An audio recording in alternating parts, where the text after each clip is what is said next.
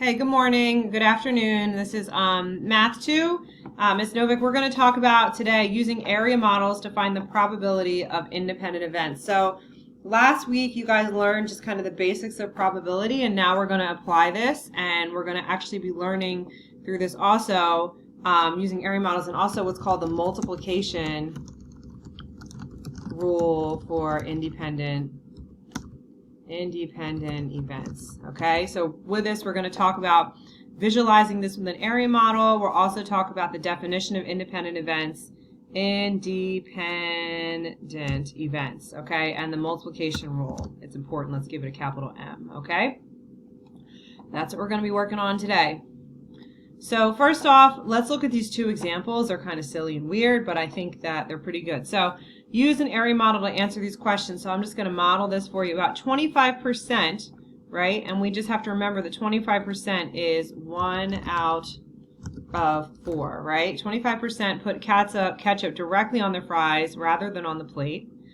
What is the best estimate for the probability that both your school principal and your favorite celebrity, aka me, Miss Novick, put ketchup directly on their fries? So we're going to visualize this, making this little table here. Now, you'll notice that when I set this up, right? Let's just get all these down here. So we're going to kind of look at we have two different things that are happening, right? So we have the probability that so who is it? The school principal. So school principal does it, and 1 out of 4. So 25% of the time, if we look at this, 25% of the time, all right, she has a 1 out of 4 chance of putting that ketchup right on her fries. All right, so 25% chance. So 1 out of 4, that's going to be just 1/4. See that? Imagine I'm coloring this in, like doing a really nice job. Opposite of what I'm actually doing. All right, so that's your school principal and your favorite celebrity. So I don't really know who that is in your life. Okay, favorite celebrity. So that's our second one, favorite celeb. Okay, and okay, so that their favorite celebrity, they also have a 1 out of 4 chance of putting the ketchup right on the fries. This is like a really good get to know you type question. Okay, they also have a 1 out of 4 chance. So let's say your favorite celebrity is yellow, so that would be this right here. What is the probability, okay, the chances that they both put ketchup, your school principal and you both put ketchup, and we look at this, there's only one square where this overlaps. You see that? One square out of how many? 1, 2, 3, 4, 5, 6, 7, 8, 9, 10, 11, 12, 13, 14, 15, 16. So it would only be 1 out of 16. And what we're going to recognize in the next problem, we do the multiplication rule, is if you actually just multiply these two numbers, 1/4, these two probabilities and 1/4, you end up with your answer, 1 out of 16. And a probability can be a decimal, a percent, or a fraction. And we're just going to leave it as a fraction for this, okay? So we're going to look at the next problem, all right? This is pouring shampoo right into their hand rather than directly onto their hair. Okay, so imagine in the shower, what do you do? When it says 84% of Americans put the shampoo in their hand and then put their hand in their hair to wash their hair, okay? So what is the best estimate, the probability that both your teacher and the President of the United States, okay, do that? So let's look at this. So first we have our teacher. Okay, and it says the teacher 84% of the time has an 84% chance, okay, of putting the shampoo right in her hair. So let's see. So that's 84. Let's say if we divided this into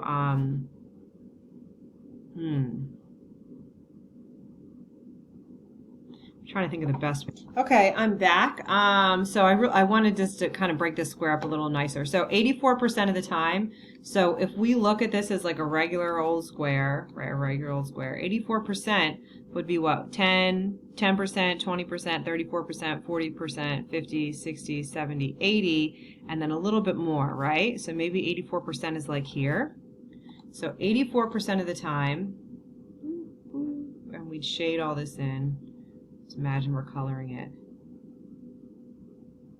All right. The teacher puts a shampoo right into their hair, okay? And then we also have someone with the title of president, okay? So the president, all right? And the president, 84% of the time, does the same thing, right? So the president, right? So we would count the same thing, 10, 20, 30, 40, 50, 60, 70, 80, and then 84% maybe is like there. I think that's a little high. It should be between the two, right?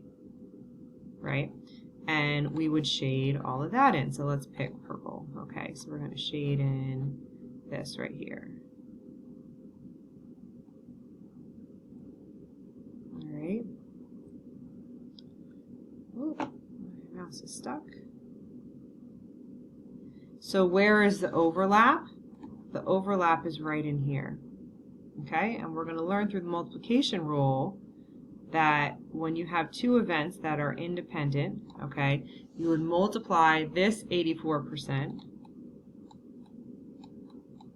by this 84%, okay, and that would be your answer. 0.84 times 0.84 is equal to whatever that number is, okay? So let's see. So let's go to our Google and we'll say equals 0.84 times 0.84. And we get 70.7056, right? As our answer. Pasting it on here. Did it paste? Where is it? Here's our answer, okay? 0.7, so that's about, what, 71%? Oh, no, I don't want that. So 71%. About 71% chance that both your teacher and the president put the shampoo in their hand and put the shampoo on their head, okay? So this is just from your textbook. So the problems 1 through 4, the pairs of events are called independent events. Independent events is that one of the events occurs and does not change the probability that the other event occurs. So always talk about independent. Think about someone who is an independent person, right? Okay. Somebody had a song called Independent Women. I don't think it was Beyonce. I think it was when she was Destiny's Child. Anyway. So basically, if you're an independent person, what happens with someone else does not change kind of what's happening with someone else. So for these problems, all right, so explain independence is realistic. So when we go back to our first problem, all right, whether or not the principal decides she's going to put ketchup right on her fries is probably not much influenced by her favorite celebrity. Probably independent, they happen separate from each other. Okay, the same could be said of your teacher and the president. Okay, your teacher hopefully is not influenced by the hair washing techniques of the president. All right, that's not the role of the president. All right, so those are independent. Describe how you compute the probability in each situation without making area model. Okay, so we're going to get into that next. All right, suppose A and B are independent events. Express your method using the symbols. All right, so the probability of A and B, and sometimes it's written probability A, and then we use this little symbol right here, A and B. You probably learned that. You should have learned that last week, okay? And it's equal to the probability of A multiplied by the probability of B. That's why this is called the multiplication rule, okay? The multiplication rule for independent events. So let's see. That's our rule. Often a probability problem is easier to understand if it's written in words that are more specific than the words the original problem uses. For example, consider the problem, what is the probability of taking exactly 2 tries to roll doubles? So you could express and calculate this probability in the following manner. The probability, that's what it would be, don't roll doubles on the first try and do roll doubles on the second try, is equal to the probability of not getting doubles on the first try times the probability of getting doubles on the second try, okay? So sometimes we might use like a shorthand. So probability of, let's call this, you know what, I'm going to type this out because I can. Okay. So the probability of no dubs and on the first and dubs on the second. Let's write it this way, second. Okay. So let's say that's what we're trying to figure out. And I'm just going to use major short. No dubs on the first and dubs on the second. And this is equal to the probability of no dubs on the first. Okay.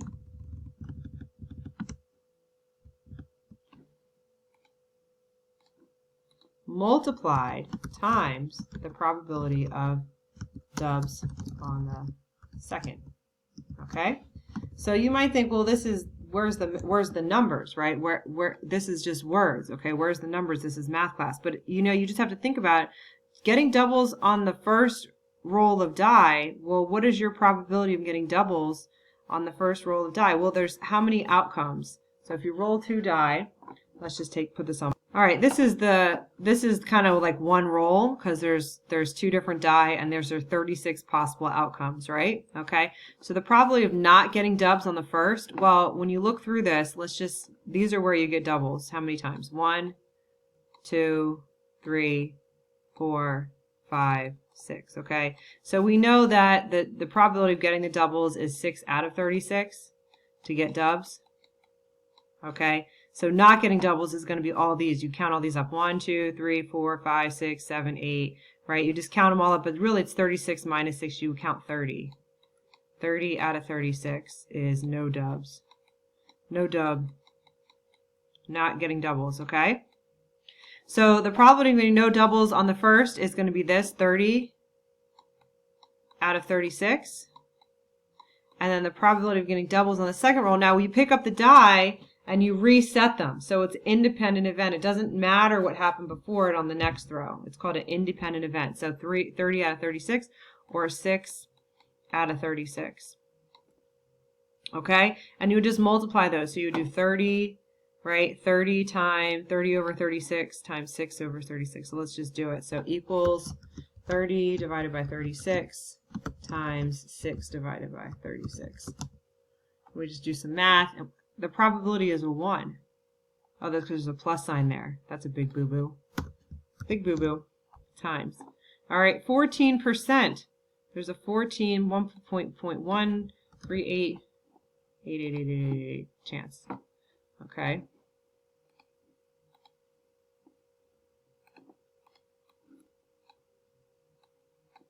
So that's like what? About 14% chance. Okay?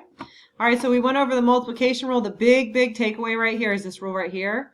When you have independent events, meaning that the outcome of one does not influence the outcome of the other, all right, the probability of the other, then you just multiply these two things, and that's the rule that we're using. We talked about kind of visualizing this with an area model, having like 1 out of 16 right in here, or having 0.71 or 71% of the whole being in this section right in here. That's it. That's all, folks.